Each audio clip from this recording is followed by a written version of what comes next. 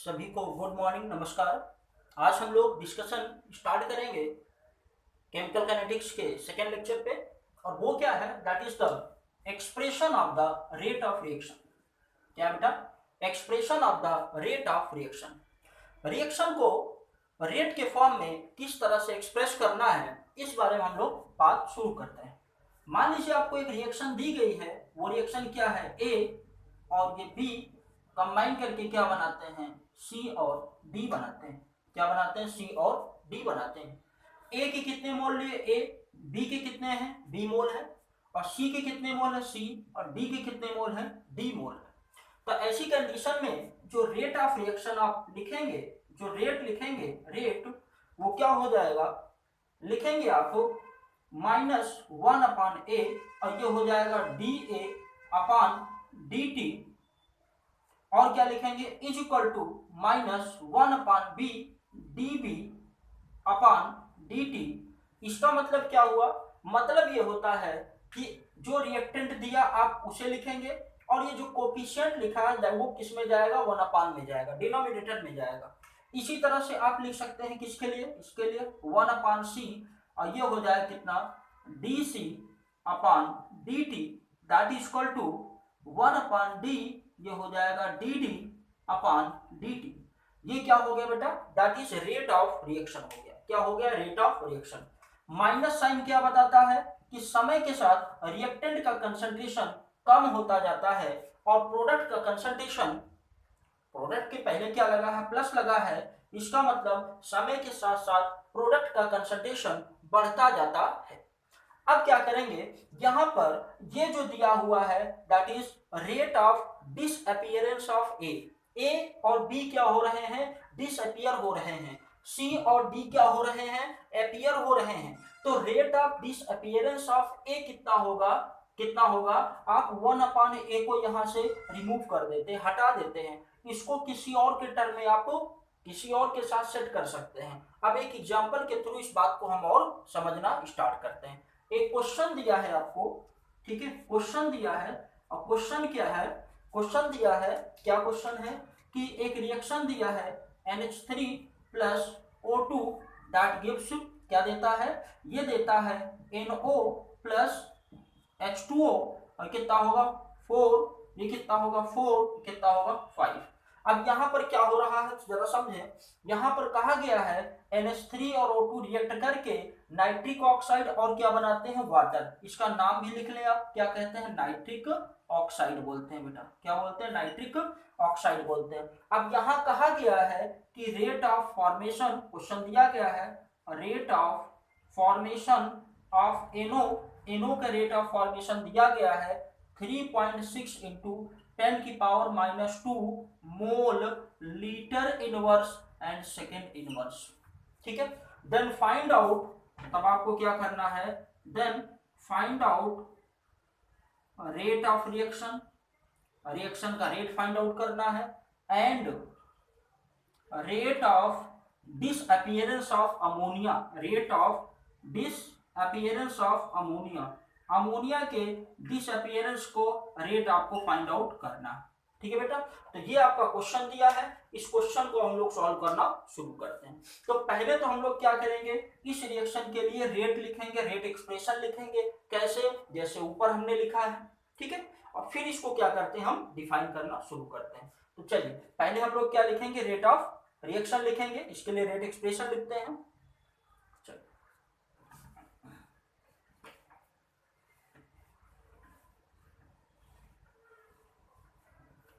तो इक्वेशन को मैं ऊपर नहीं दे रहा हूं, ये क्वेश्चन यहां से भी मैं हटा रहा हूं, ठीक है।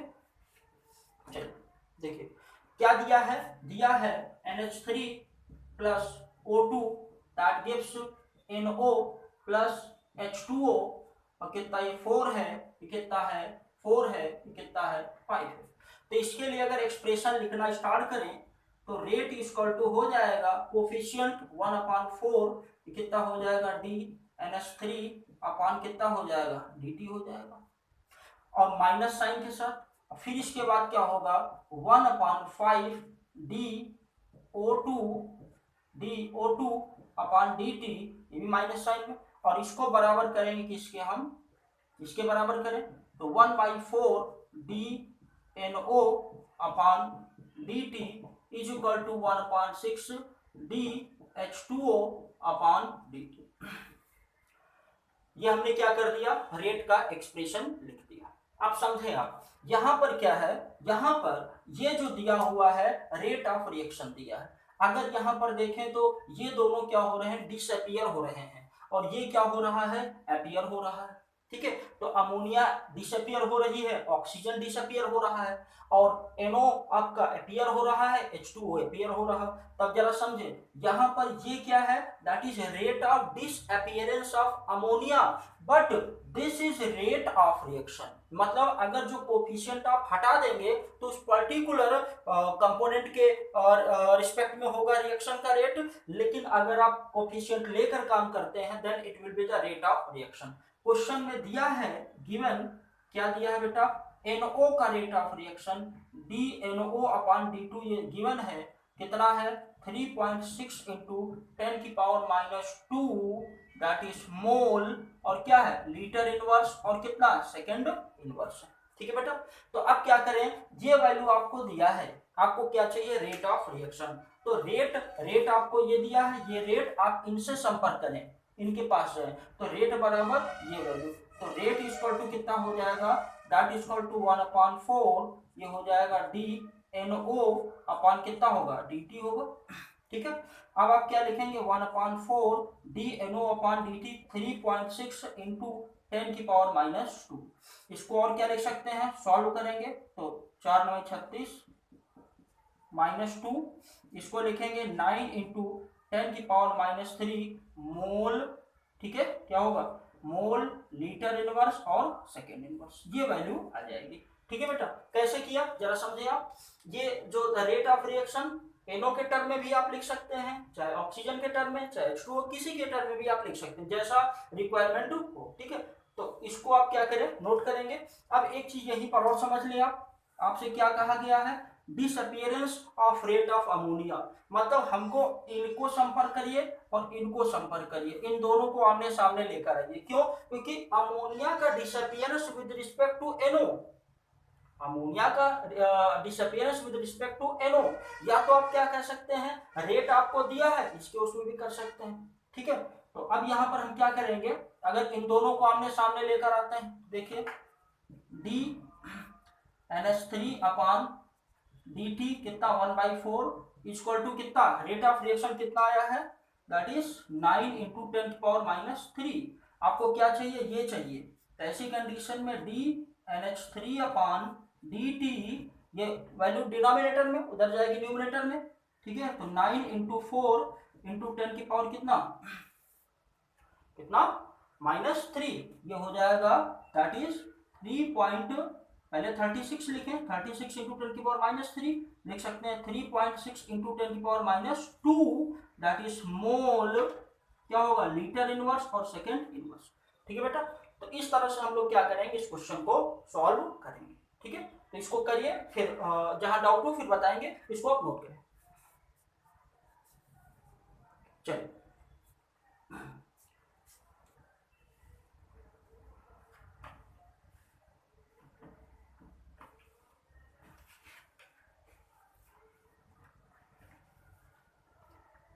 अब एक क्वेश्चन हम लेंगे जो ये प्रूफ करेगा कि रेट ऑफ रिएक्शन क्या क्या होता है। Change in the pressure with respect to time, that is rate of reaction.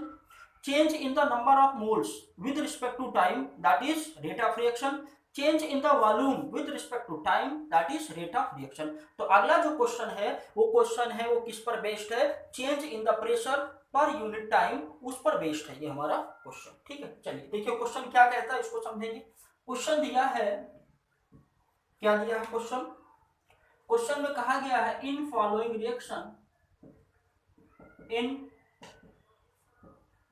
Following reaction, एक रिएक्शन दी है, वो रिएक्शन क्या है, रिएक्शन है आपकी N2O5 नाइट्रोजन पेंटाऑक्साइड, और ये जो होता है जब इसे हीट करते हैं 200 डिग्री सेल्सियस पर, तो ऐसी कंडीशन में क्या क्या बनता है, N2O4 प्लस हाफ O2। ठीक है, ये क्या एक डिकम्पोजिशन रिएक्शन। तो ऐसी कंडीशन में कहा गया इफ इनिशियल प्रेशर, क्या बेटा, इनिशियल प्रेशर कितना है, that is equal to 114 mmHg and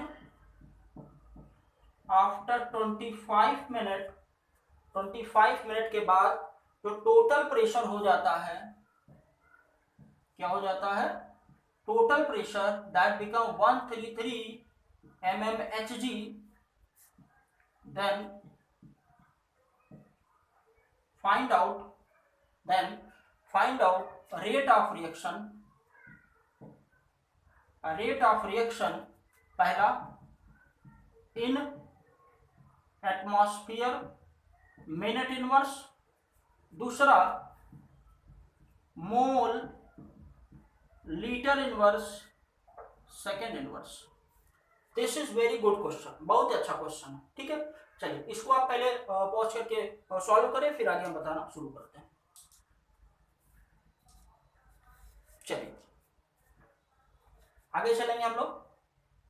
question में कहा गया है एक रिएक्शन दी है N2O5 200 डिग्री सेल्सियस पर हीट करते हैं तो N2O4 बनता है हाफ O2। इनिशियल प्रेशर दिया हुआ है, दो बार प्रेशर लिख दिया हमने। If initial pressure 114 mmHg after 25 minutes total pressure was 133 mmHg, then find out rate of reaction in the atmosphere minute inverse and mole liter inverse second inverse। ठीक है बेटा, चलिए डाटा आप क्या करें, ध्यान रखेंगे। इनिशियल प्रेशर ये दिया है, टोटल प्रेशर ये दिया, क्योंकि जगह में थोड़ी सी कमी आ जा रही है इसीलिए मैं इसको मिटाऊंगा, फिर पूरा क्वेश्चन सॉल्व करूंगा। ठीक है, चलिए इसको मैं भी हटा दे रहा हूं, डाटा आप याद रखेंगे।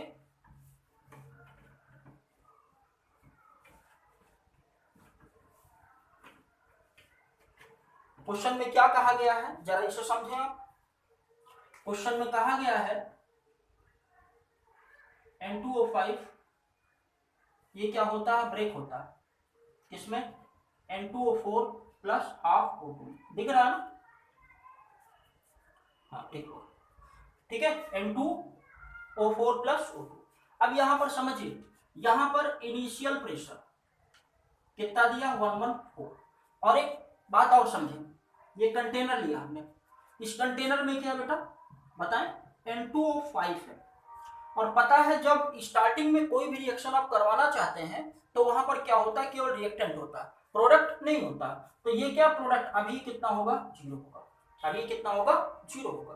अब यहां पर आप समझे 25 मिनट के बाद, आफ्टर 25 मिनट कुछ अमाउंट में N2O5 जो है वो ब्रेक होती है, और ब्रेक होने के बाद N2O4 और O2 में कन्वर्ट होती है।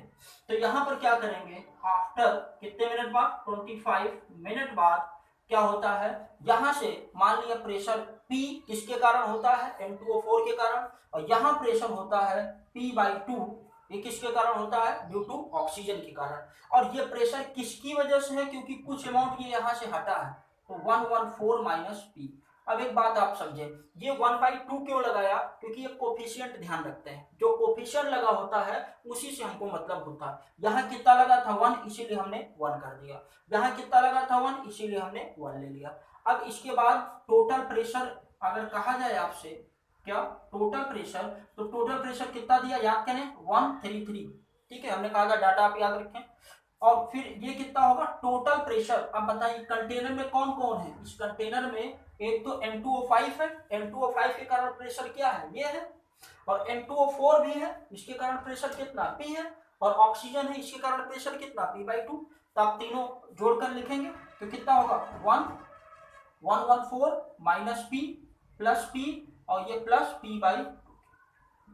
ठीक है, इससे कैंसिल आउट हो जाएगा, तो इसको हम लिखेंगे कितना, दैट इज 114 प्लस P/2 133। ठीक है, अब यहां पर हो जाएगा P/2 133 माइनस 114, इसको सॉल्व करेंगे तो कितना आएगा 19 आएगा, 19 आएगा। तो P इक्वल टू कितना हो जाएगा, ये डिनोमिनेटर में उधर जाएगा तो न्यूमरेटर में कितना 2 से मल्टीप्लाई करें, कितना होगा 38 बेटा क्या आएगा, दैट इज mmHg आएगा। क्या होगा mmHg। लेकिन क्वेश्चन में एक प्रॉब्लम खड़ी कर दिया है, क्या उसने कहा आप एटमॉस्फेयर में बताएं, किसमें बताएं, एटमॉस्फेयर में।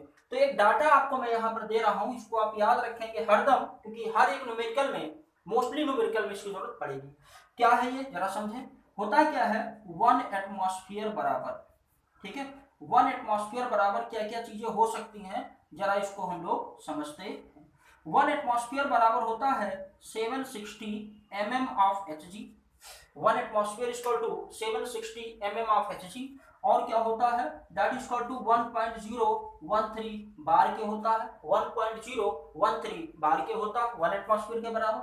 1.013 इंटू 10⁵ पास्कल के होता है, 1.013 इंटू 10⁵ पास्कल के होता है। और 1.013 इंटू 10⁵ न्यूटन पर मीटर स्क्वायर के भी होता है, that is equal to 1 atmosphere के। अब समझिए और क्या होता है 760 टॉर के होता है, किसके, टॉर के। तो हमने कितने आपको यूनिट बता दिए प्रेशर के, पहला एटमॉस्फेयर, ठीक है एटमॉस्फेयर में मेजर करते हैं, दूसरा mmHg, फिर बार में, फिर पास्कल में, फिर न्यूटन पर मीटर स्क्वायर, और फिर क्या हो जाएगा टॉर में बता दिया। लेकिन हमें आवश्यकता किसकी है, जिसकी आवश्यकता वही हम लेंगे, इसकी आवश्यकता हमें 1 एटमॉस्फेयर बराबर इतना वैल्यू रखना चाहते हैं, ठीक है। इसे आप याद रखेंगे, बार बार करेंगे तो प्रैक्टिस हो जाएगा। चलिए आगे समझेंगे, क्या कहा गया 760 mmHg बराबर कितना होता है 1 एटमॉस्फेयर, ठीक है। तो आप क्या करें 1 mmHg के लिए 1/760 कितना है आपके पास बताएं 38, कितना लिखेंगे 38 के लिए 1/760 इंटू 38, ठीक है कैंसिल आउट होगा 1/20, और 1/20 का मतलब दैट इज 0.05, क्या आ गया ये एटमॉस्फेयर में आ गया, किसमें आ गया एटमॉस्फेयर में आ गया, ठीक है बेटा। तो इसको फिर से देख लो, हमने क्या किया N2O5 डिकम्पोजिशन दिखाया, इनिशियल प्रेशर कितना 114 है, अभी ये बना ही नहीं आपका, जब बना ही नहीं तो कितना होगा 0 0, लेकिन 25 मिनट के बाद कुछ अमाउंट में ये बनता, कुछ अमाउंट में ये बनता, कितना ये कोफिशिएंट से हम कंसीडर कर लेते हैं, कितना P दिया है P/2, तो टोटल प्रेशर हमने निकाला, डाटा में दिया 11133, तो ऐसी कंडीशन में क्या आ गया, ये आ जाएगा pressure, that is change in the pressure, ये क्या है प्रेशर में चेंज, देखें ये यहां पर दिया चेंज इन द प्रेशर, पहले कितना प्रेशर था 114, बाद में कितना हो गया इसमें से इतना घट गया, तो ये क्या चेंज इन द प्रेशर, ठीक है। तो फिर इसके बाद हमने आपको ये कुछ कन्वर्जन बताया, फिर इसके बाद हमने क्या किया, इसको हमने कन्वर्ट कर लिया किसमें एटमॉस्फेयर में, ठीक है इसको आप नोट करें फिर आगे चलते हैं। चले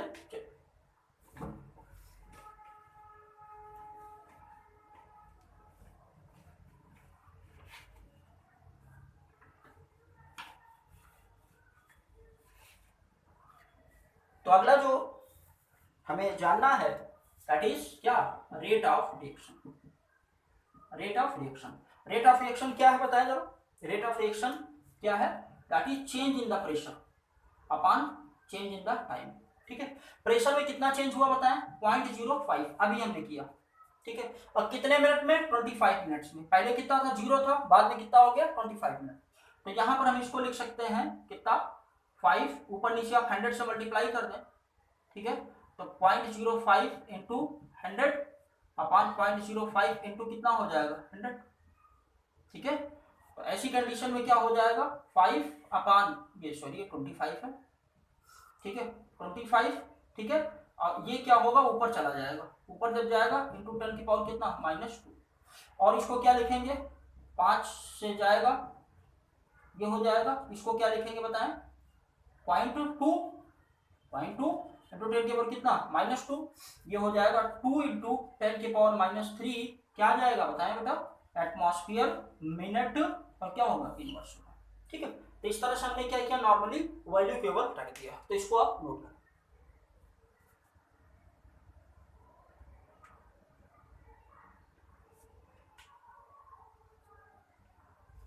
चलिए अगला क्वेश्चन क्या कहा गया है, हमें इसी को रिप्रेजेंट करना है किसके टर्म में बताएं, हमें रिप्रेजेंट करना mole litre inverse and second inverse, तो क्या करेंगे एज वी नो दैट जैसा कि हमें जानकारी है पीवी इक्वल टू क्या होता है, एनआरटी के होता है। पीवी इक्वल टू क्या होता है, एनआरटी के। तो आप यहाँ लिख सकते हैं ये P upon R T equal to कितना होगा, N upon V, N upon V के। और एन अपान वी क्या है, that is change in the concentration. क्यों, क्योंकि कंसंट्रेशन मतलब number of moles in per unit volume, that is concentration में चेंज। तो आपको क्या चाहिए, ये चाहिए। तो ऐसी कंडीशन में एन अपान वी, ठीक है, इक्वल टू पी अपान क्या होगा, आर टी होगा। ठीक है, पी की वैल्यू अभी आपने कितना बताया, पी की वैल्यू कितना बताया, 2 इंटू 10 की पावर माइनस 3। ठीक है, 2 इंटू 10 की पावर माइनस 3। आर की वैल्यू कितना है, आर की वैल्यू 0.0821 और टी की वैल्यू बेटा कितने पर 200 डिग्री सेल्सियस पे किया था, तो 200 प्लस 273 दोनों को ऐड करें तो कितना होगा, 473। ठीक है, इसको आप सॉल्व करें। अब कैलकुलेट करेंगे, अभी मैं आंसर बता दे रहा हूँ, बाकी इसको आप सॉल्व कर लीजिएगा। 1.28 इंटू 10 की पावर माइनस 3 और ये क्या होगा, मोल पर लीटर होगा। क्या होगा, मोल पर लीटर होगा। लेकिन ये आपका अभी कंसंट्रेशन आया और अभी हमें क्या चाहिए, अभी हमें चाहिए, बताएं क्या चाहिए, अभी हमें चाहिए क्या, that is rate of reaction. तो चलिए आगे हम लोग क्या देख लेते हैं इसी में, रेट ऑफ रिएक्शन। ठीक है, रेट ऑफ रिएक्शन के बारे में अगर हम बात करें तो रेट ऑफ रिएक्शन क्या होता है, change in the concentration, concentration में चेंज अपॉन टाइम। तो ये क्या हो जाएगा, डेल्टा ऐसे लिख सकते हैं। तो कितना होगा 1.28 इंटू 10 की पावर माइनस 3, कितना 25 गुणे 60, मिनट को आप सेकंड में कन्वर्ट कर रहे हैं। तो कितना होगा 1.28 इंटू 10 की पावर माइनस 3। ठीक है, ये कितना हो जाएगा 150, ये हो गया। ठीक है, और फिर इसके बाद क्या करें, आप 3 जीरो को ऊपर लेते जाएं। ठीक है, 3 क्या 4 जीरो, 1.28 इंटू 10 की पावर माइनस 7, कितना हो जाएगा 0.15, 0.15, ये हो जाएगा कितना 15 8 120, 8.120 हो गया 75, और ये हो जाएगा इंटू 10 की power minus 7, that is mole litre inverse second inverse. ठीक है बेटा, तो इसको आप करें, जहां डाउट हो फिर आप बताएं। कंसंट्रेशन चेंज अपॉन टाइम, फिर हमने क्या किया, वैल्यू नोट कर लें।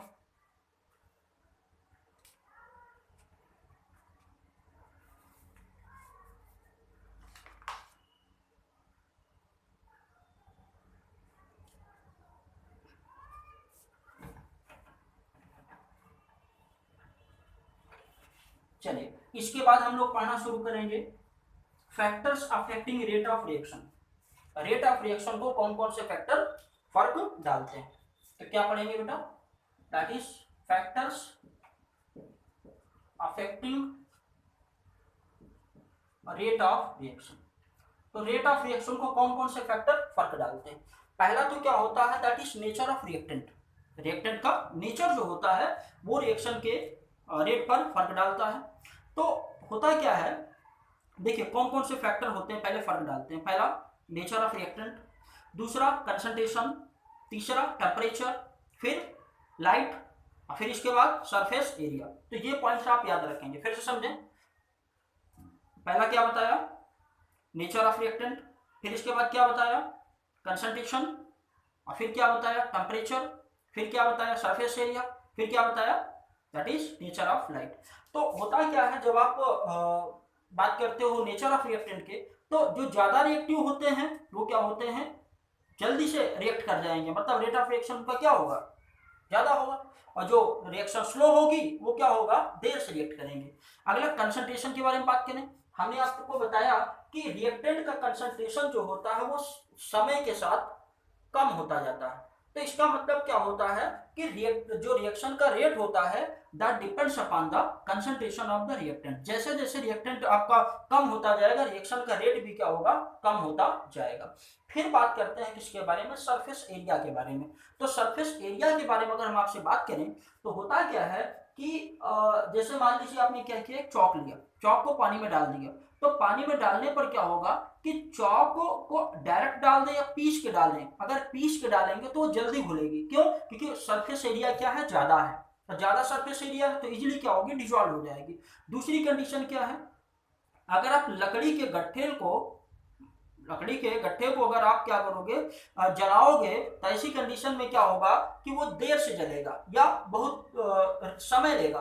तो लेकिन अगर उसे छोटे छोटे पीसेस में काट दोगे तो सरफेस एरिया क्या होगा, बढ़ जाएगा। और जब सरफेस एरिया बढ़ जाएगा तो उसको आसानी से आप जो है जला सकते हो, मतलब उसका रेट ऑफ रिएक्शन क्या होगा, बहुत तेज होगा। ठीक है, अगला जो दिया है दैट इज टेम्परेचर का फर्क। तो टेम्परेचर का फर्क अगर हम देखें तो होता है क्या है, जनरली ये डिपेंड करता है रिएक्शन के टाइप पे, लेकिन कहा जाता है कि जब टेम्परेचर बढ़ाएंगे तो रिएक्शन का रेट बढ़ता जाता है। लेकिन रिएक्शन अगर आपकी एंडोथर्मिक होती है, कैसी होती है, एंडोथर्मिक, तो टेम्परेचर बढ़ाने पर रिएक्शन का रेट बढ़ता है। लेकिन अगर रिएक्शन आपकी एक्सोथर्मिक होती है तो टेम्परेचर बढ़ाने पर रिएक्शन का रेट क्या होता है, कम होता जाता है, अकॉर्डिंग टू लीच-टेलर प्रिंसिपल। इसको थोड़ा सा आप देखिएगा। ठीक है, फिर से समझिए क्या बताया, टेम्परेचर का क्या फर्क पड़ता है। अगर टेम्परेचर बढ़ाएंगे तो एंडोथर्मिक रिएक्शन के लिए रेट ऑफ रिएक्शन बढ़ेगा, लेकिन अगर एक्सोथर्मिक रिएक्शन है तो टेम्परेचर बढ़ाने पर रिएक्शन का रेट घट जाएगा। दूसरी बात क्या है, पर 10 डिग्री सेल्सियस टेम्परेचर इंक्रीज करने पर, हर 10 डिग्री सेल्सियस टेम्परेचर बढ़ाने पर रिएक्शन का जो रेट होता है वो 2 से 3 गुना बढ़ जाता है। पर 10 डिग्री सेल्सियस टेम्परेचर बढ़ाने पर रिएक्शन का रेट जो होता है वो क्या होता है, 2 से 3 गुना बढ़ जाता है। ठीक है बेटा। और नेचर ऑफ लाइट के बारे में अगर हम बात करें, क्लास 10th में आपने पढ़ा होगा कुछ रिएक्शन स्लाइड से, लेकिन यहाँ पर आप देख लें थोड़ा सा, CH Cl3O2 और ये क्या है, HNO, क्या बनेगा, COCl2 प्लस क्या, HCl। तो ये क्या बनाता है, फास्जीन गैस बनाती है। ठीक है, तो क्लोरोफॉर्म जो होता है उसको लाइट की प्रेजेंस में ये क्या करेगा, रिएक्ट करेगा, तो क्या बनाता है, एक जहरीली गैस बनाता है जिसे बोलते हैं फास्जीन बोलते हैं, क्या बोलते हैं, फास्जीन बोलते हैं। ठीक है, लेकिन आप लाइट हटा देते हो तो रिएक्शन स्लो कर